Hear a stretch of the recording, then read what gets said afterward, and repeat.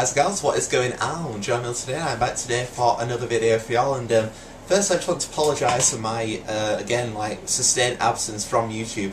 Yeah, it's just I feel really bad because I promised some videos for y'all last week, and unfortunately I didn't get to those for you. You know, which I feel really bad about because it's not cool when I say something and then don't deliver it. But you know, it's the start of new week this time. It's Monday. You know, I can wipe the slate clean. You know, get this video out for y'all today.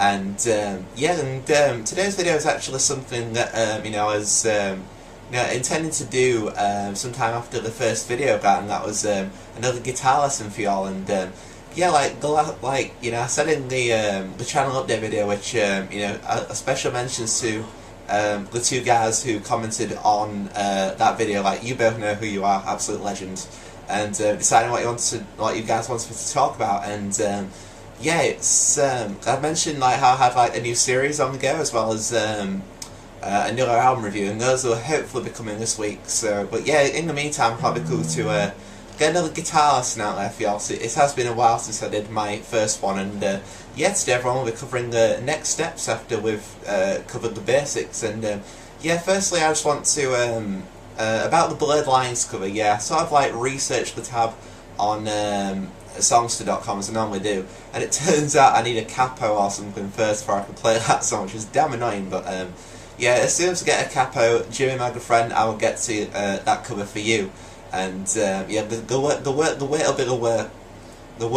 will be worth it, trust me. So yeah, and you're back to the guitar lesson too, guys and gals. And yeah, once we've covered, I just want to apologise as well because I played the song Dead and Bloated by Stone Temple Pilots in the last video, but I forgot to play the tab correctly for y'all. And yeah, I sort of screwed up because I researched the I looked for guitar lesson for that song on YouTube for y'all, and yeah, it turns out there's a little pull off at the beginning of that song as opposed to you know, just the slides and stuff. And yeah, well, I'll play it for y'all. Actually, it's kind of it leads on to where I could go with the next steps.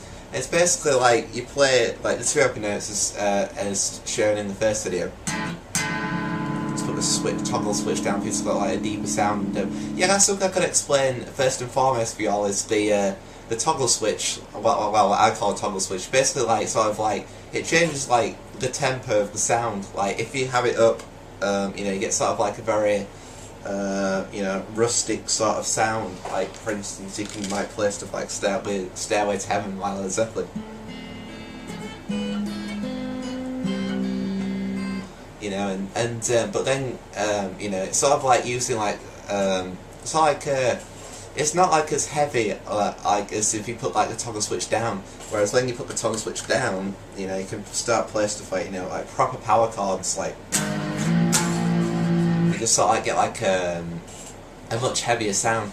And yeah, I've actually got my amplifier on Overdrive as well, and that's something I could also explain, because in the last video I did miss out a few things for y'all which I was intending to include, but you know, due to the erroneous nature of myself, I forgot to mention it. But yeah, basically with amplifiers, you get your clean channel and your overdrive channel, because if you get an effects pedal, guys and girls, you can sort of have a range of you know, different channels. But you know, mine's just a basic 10-watt Marshall. So yeah, basically on this one you get a clean channel. I'll just change that to feel.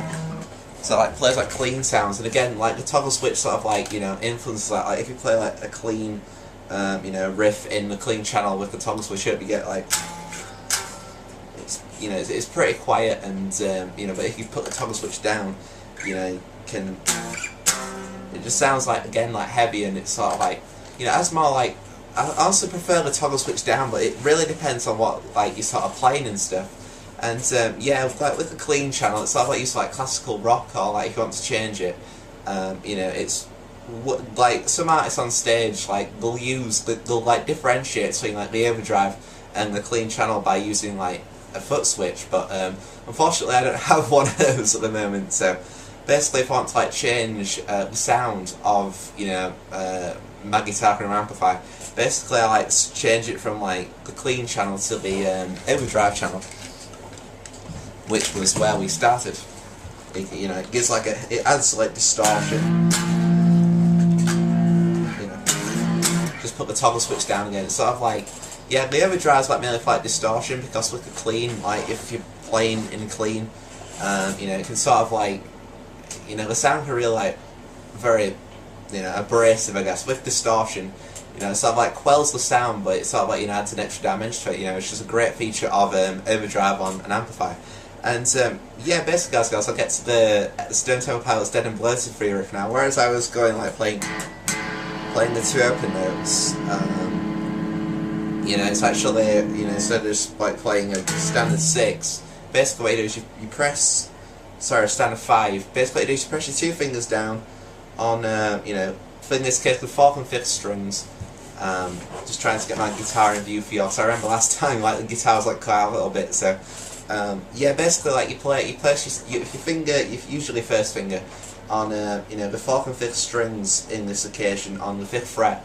And it's basically like, and you know, instead of like, it's like usually your 2nd finger, like use your 3rd finger. You know, it's, in this case probably better to use the 2nd finger, like you know, sort of like press down on you know, the strings and release your grip, like you know, it's sort of like variation of a hammer-on, but it's different, you know, whereas hammer-on's like, you know, and a normal, it's a standard hammer-on, you know, I'm going to pull off. Whereas this one, like, you place your 2 fingers down, you actually have your other finger already on the fret that you wanted to pull off on, and basically like you play it or remove your finger, like sort of like creates like also like pull on sound. And yeah, once basically, you know, the proper tabs, I should have played it but didn't realise until later, was basically,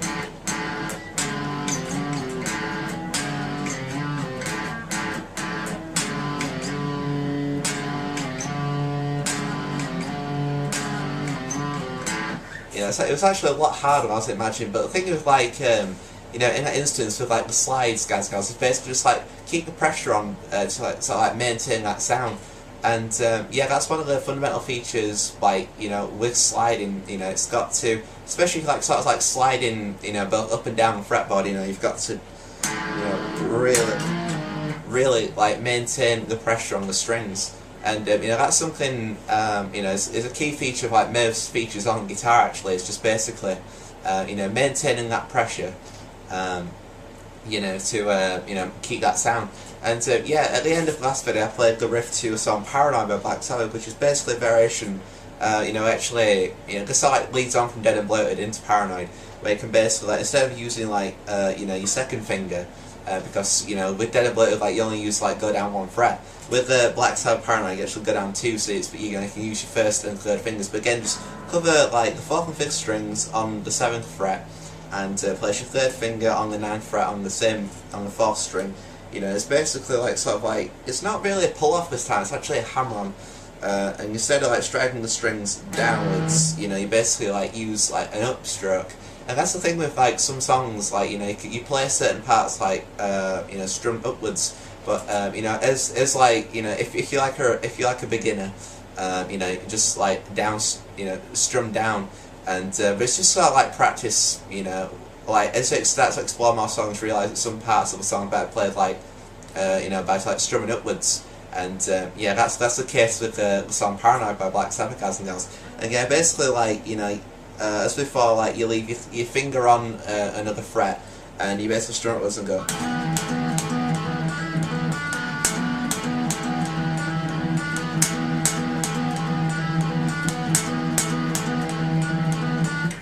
And yeah, just turn my amp up as well, so it's ridiculous. I remember this happened before as well.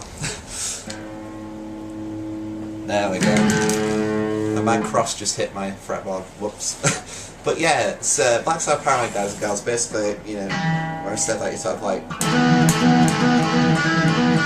And that's another thing, like, you know, it's sort of like an advanced thing, but I think it's necessary for like the next steps once you've sort of like covered the basics of the guitar.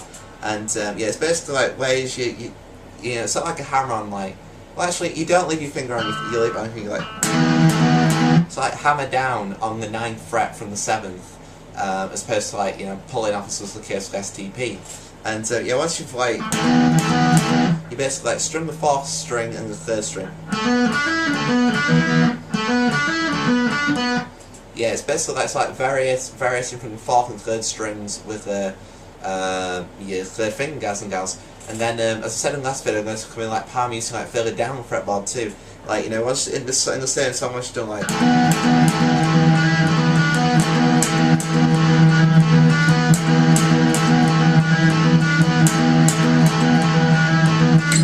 You go to the 14th and the 12th fret on the 6th and 5th strings.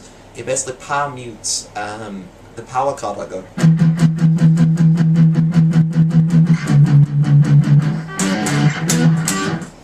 And it's basically like I could actually, you know, talk in depth about this song, but you know, I'll probably do that in a future cover for you guys and gals.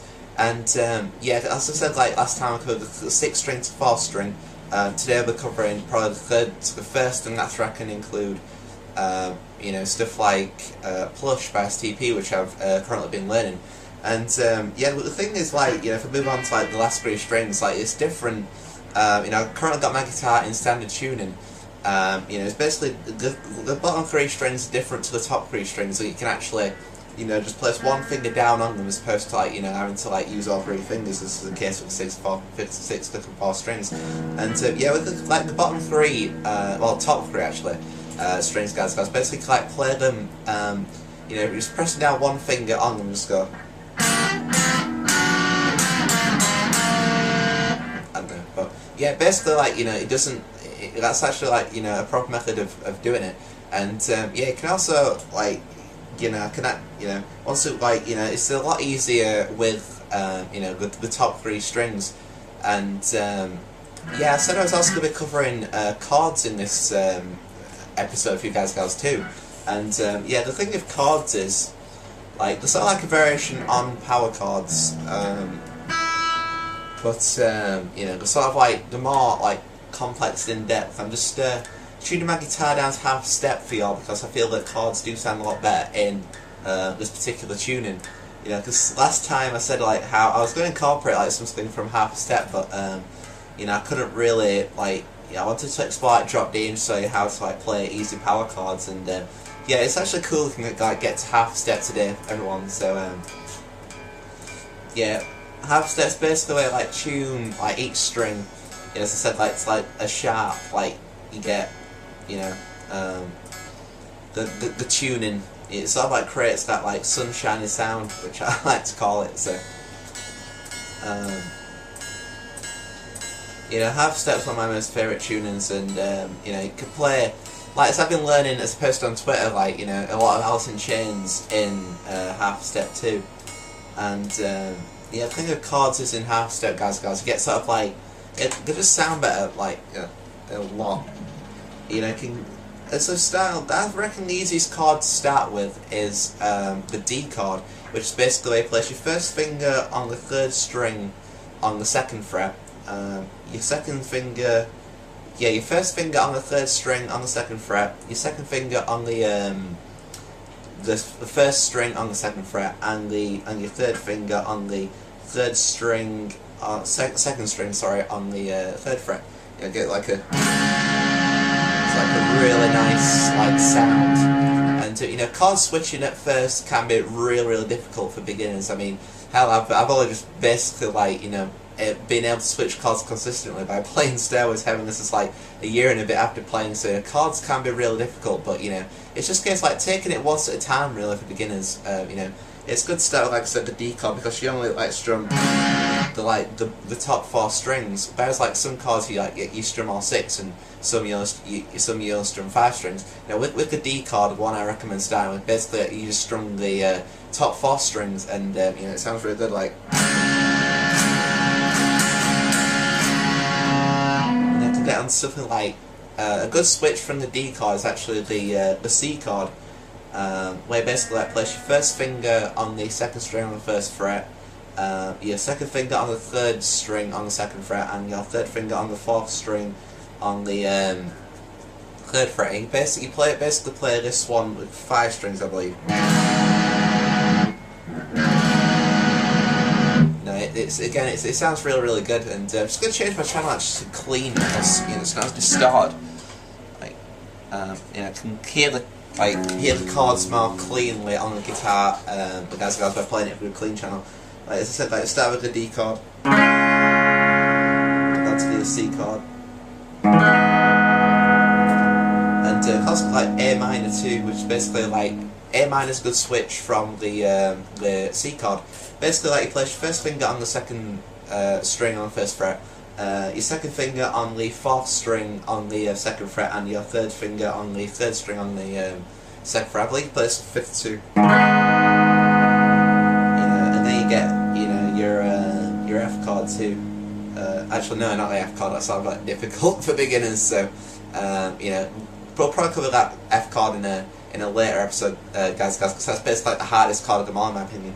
You can get the B chord as well, which is basically like you place your first finger on the first finger on the fourth string on the first fret, second finger on the fifth string on the second fret, second finger on the fifth string on the second fret, and your third finger on the third string on the second fret.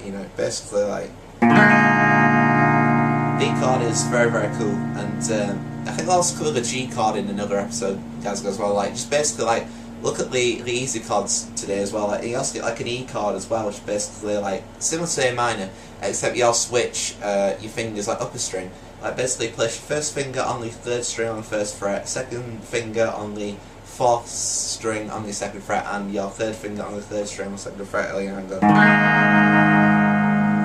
The chords do really, make they really add like an extra element to song. Like there are some songs such as Knocking on Heaven's Door by Bob Dylan, for instance, which is primarily chord based, and as I said earlier, guys, like a lot of like Alice in Chains songs too are sort of like based chord wise, especially choruses of songs in half a step. And looking at Alice in Chains, like there's different strumming techniques for chords as well. You can do the standard strumming downs, but the thing with like the song called It Ain't Like That by Alice in Chains, for instance, basically like a reverse rake on the E major chord. It was like there's like, as I said, like different techniques of playing chords in this instance, and I think that's just about it, I think, for everything in this episode. Hope I got everything including there for you guys, gals. Like we covered some basic chords, the top three strings, and also the use of like hammer-ons and pull-offs while holding down frets on your strings. So guys, gals, hope you've all enjoyed this guitar cover, and hopefully look out for another I'm promising that I'll be trying to get my videos out for you guys and gals this week. And if this video seemed like a little haphazard, I do apologise. But yeah, it's I'll hopefully see you guys and gals again sometime this week. And so until then, I've been John Milton, as always. Stay safe, stay strong, and I'll see y'all in the future forever.